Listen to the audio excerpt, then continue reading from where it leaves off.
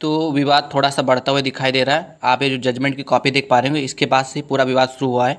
और क्या कुछ इस जजमेंट की कॉपी है, थोड़ा सा शॉर्ट फॉर्म में हम समझने का प्रयास करेंगे। जय हिंद, आप सभी का स्वागत है। अत्यंत महत्वपूर्ण जानकारी है, तो प्लीज़ वीडियो को स्किप ना करें। और जैसा कि आपसे जानते हैं कि बीएड वर्सेज जो बीटीसी का मामला है, विशेषकर ये जो वीडियो है पीआरटी कैंडिडेट्स के लिए है, चाहे वो आप केबीएस से हो, किसी भी राज्य से रिलेटेड हो। और ये जो मामला है अब केवल राज्य का मामला नहीं रह गया है, अलग अलग राज्यों में इसका विरोध किया जा रहा है। और बिहार सरकार इसके खिलाफ में एक याचिका दायर करती है, जो कि कल की डेट की बात है। और ये जो पूरा मामला है एक जजमेंट से शुरू होता है। हालांकि जजमेंट थोड़ा सा लंबा है, लेकिन मैं आपको बहुत ही शॉर्ट फॉर्म में समझाने का प्रयास करूंगा। और ये जो जजमेंट है 27 सितंबर को ऑनलाइन होता है, जिसके बाद बिहार सरकार इसके खिलाफ में एक याचिका दायर करती है। ये जो सूचना है अभी कल की डेट की ही है। और जो बिहार सरकार है उनकी मांग है, और उन्होंने ये याचिका दायर करी है कि जो हमारे बीएड के कैंडिडेट्स हैं उनको पीआरटी में शामिल किया जाए। अभी तक फ़िलहाल के लिए कोई अन्य राज्य में किसी भी सरकार ने बीएड का कोई साथ नहीं दिया है। और अब चूँकि जो बिहार सरकार है वो बीएड पक्ष में खड़ी हो चुकी है, और उन्होंने सीधे तौर से सुप्रीम कोर्ट के फैसले को चैलेंज करते हुए बीएड को पीआरटी में शामिल करने की याचिका दायर करी है। पूरा मामला समझने का प्रयास करेंगे, कैसे ये विवाद शुरू हुआ है और क्यों बिहार सरकार आपके बीएड के पक्ष में खड़ी हो चुकी है। सबसे पहले हम जजमेंट को समझने का प्रयास करेंगे। जजमेंट लगभग 2 से 3 पेजों में है, लेकिन मैं आपको बहुत ही शॉर्ट फॉर्म में समझाने का प्रयास करूंगा, और उसकी कॉपी ऑनलाइन हो चुकी है। चलिए समझते हैं उसके बारे में। देखिए, आप ये जजमेंट की कॉपी देख पा रहे होंगे, ठीक है, जो कि आप यहीं से मामला स्टार्ट हुआ, यहीं से विवाद आपका थोड़ा सा बढ़ा हुआ है, ठीक है। जिसके बाद जो बिहार सरकार है वो इसके विपक्ष में खड़ी हुई है। देख पा रहे हो कि 22 सितंबर को ये जजमेंट दिया गया था, लेकिन 27 सितंबर को ये ऑनलाइन किया गया था। तो ये जजमेंट की कॉपी है। चलिए इसको सबसे पहले समझ लेते हैं, बहुत ही शॉर्ट फॉर्म में समझाएंगे आपको। तो सबसे पहले अगर हम बात करें तो देखिए, पूरा मामला जो है इसी जजमेंट के बाद से स्टार्ट हुआ, जो कि 22 तारीख को आया था, लेकिन 27 तारीख को इसको आउट किया गया था। इसमें 3 पॉइंट्स है, जो कि R1, R2 और R3 के नाम से इसमें डाला गया है। तीनों काफ़ी ज़्यादा महत्वपूर्ण होने वाले। सबसे पहले आप केस की जानकारी ले लिए, पटना हाई कोर्ट का ये है। और इसमें जो है, अगर ये जो फैसला है अगर बीएड के पक्ष में आता है, तो ये समझ लीजिए केबीएस भी प्रभावित है इससे। पिटिशनर यहाँ सुबोध कुमार है, और अपोजिट साइड में स्टेट ऑफ बिहार। आज जैसा कि आप समझते हैं, पिटिशनर यानी जो याचिका दायर करता है और एक पार्टी को विरोध में रखना होता है, चाहे जो, ठीक है। तो यहाँ पर स्टेट ऑफ बिहार को पार्टी बनाया गया है, ठीक है। उसके बाद अगर हम बात करें तो यहाँ पर जो पिटिशनर हैं वो हैं सुबोध कुमार, जो कि बीएड की ओर से है। और उन्होंने एक याचिका दायर करी थी, जिसके माध्यम से उन्होंने कहा कि जो सुप्रीम कोर्ट का फैसला है अलग अलग राज्यों के लिए, उनमें उनको भ्रम है। तो उससे रिलेटेड उन्होंने कहा कि हमको ये कन्फ्यूजन क्लियर करना है, जिससे रिलेटेड इन्होंने 3 पॉइंट्स डाले थे।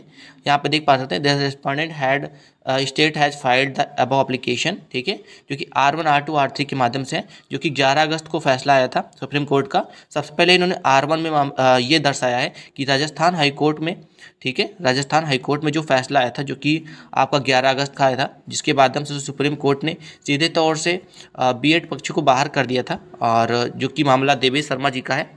और ये चूँकि राजस्थान का मामला था, इसके बाद उन्होंने वहाँ पे सीधे तौर से ये कह दिएगा कि अब बीएड जो है अब पीआरटी में एलिजिबल नहीं होगा, 1 to 5 भी नहीं पढ़ाएगा, ठीक है। तो पहला पॉइंट इन्होंने ये दर्शाया।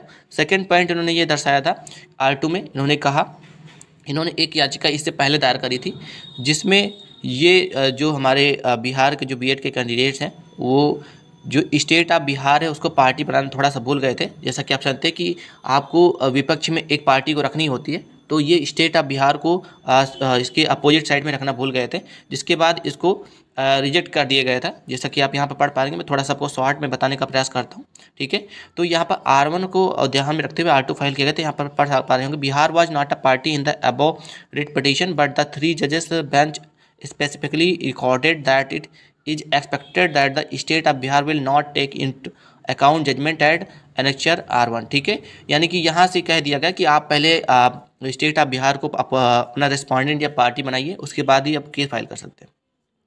और उसके बाद फिर जो एक थर्ड जजमेंट आया, उसमें आप देख पा रहे होंगे, जिसको R3 के नाम से यहाँ पे लिखा गया है। और इसमें ये जो मामला है छत्तीसगढ़ से रिलेटेड है।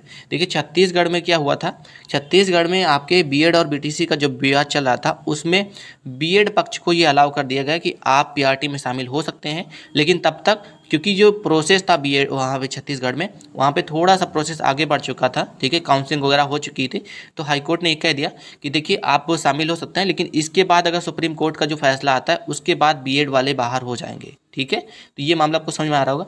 तो इसको लेकर के जो हमारे बिहार के जो बीएड कैंडिडेट्स हैं उन्होंने एक याचिका दायर करी थी जो कि पटना हाई कोर्ट में था। उन्होंने उनसे कहा कि देखिए ये जो 3 बातें हैं अलग अलग, इससे बहुत ही ज़्यादा भ्रम क्रिएट हो रहा है, और जिसको लेकर के उन्होंने ये कहा कि प्लीज़ इस भ्रम को क्लियर कीजिए, क्योंकि बिहार में कुछ और है और उसके बाद फिर राजस्थान में बीएड पक्ष को बाहर कर दिया गया, फिर छत्तीसगढ़ में जो बीएड के पक्ष हैं उनको पीआरटी में रख लिया गया, जिसको लेकर के इन्होंने फाइल किया था और 3 बातों को यहाँ मेंशन किया था कि R1 R2 और R3, जिसको लेकर के सबसे पहली जो बात थी जिसमें R1 की बात की गई, जिसमें कि आपने राजस्थान वाला देखा तो उसमें तो सीधे तौर से सुप्रीम कोर्ट ने बाहर कर दिया। सेकेंड वाले में उन्होंने जो याचिका दायर करी थी उनमें ये करके रिजेक्ट कर दिया गया कि आपने स्टेट ऑफ बिहार को पार्टी नहीं बनाया। जो थर्ड है जो कि R3 है, उसमें ये कहा गया कि देखिए छत्तीसगढ़ का जो मामला है वो थोड़ा सा भिन्न है और वहाँ पे भी सुप्रीम कोर्ट का फैसला लागू होगा, ऐसा कहा गया, ठीक है। तो यहाँ पर सुबोध कुमार जी जो हैं उन्होंने 3 मामले को दर्शाया था और कहा था R1 R2 R3 के माध्यम से काफ़ी ज़्यादा भ्रम फैल रहा है, जिसको लेकर के इन्होंने पटना हाई कोर्ट में ये याचिका दायर करी थी, जिसका जो रिजल्ट है आपके 27 सितंबर को ऑनलाइन हुआ था, जिसके बाद ये विवाद चालू हुआ, ठीक है।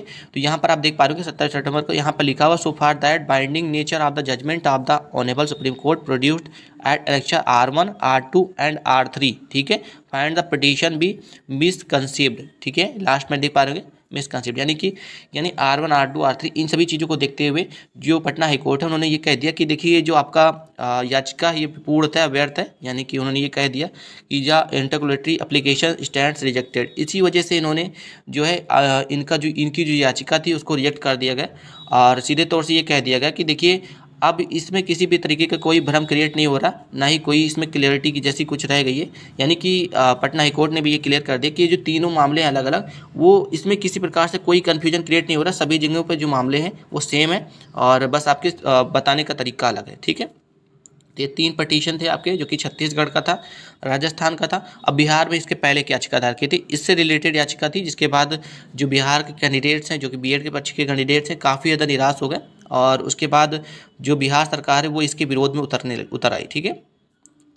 और जैसे ही इस मामले को रिजेक्ट किया जाता है, ठीक है, और जो वहाँ के जो थ्री जजेस के जो बेंच है उन्होंने साफ तौर से कर दिया, देखिए इसमें किसी भी तरीके से कोई भी कन्फ्यूजन नहीं है और जो भी तीनों राज्यों में अलग अलग फैसले दिए गए सभी सेम है और इसको लेकर के परेशान होने की आवश्यकता नहीं है। और उन्होंने साफ कह दिया कि देखिए बीएड पीआरटी में शामिल होने के लिए अभी आपको एक और याचिका दायर करनी पड़ेगी, ठीक है, जिससे रिलेटेड बिहार सरकार फिर उसके बाद याचिका दायर करती है, ठीक है।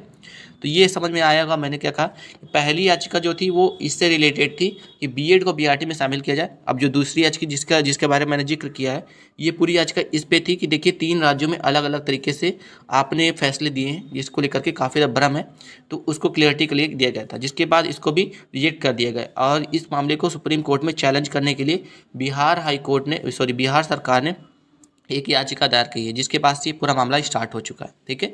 फिलहाल के लिए जो भी अपडेट होगी आपके पास आएंगे, ठीक है। फिलहाल के लिए एक गवर्नमेंट है जो कि बिहार सरकार है जो बीएड के पक्ष में खड़ी हो चुकी है, देखते हैं क्या कुछ होता है। फिलहाल के लिए जो भी जानकारी होगी आप तक पहुँचाई जाएगी।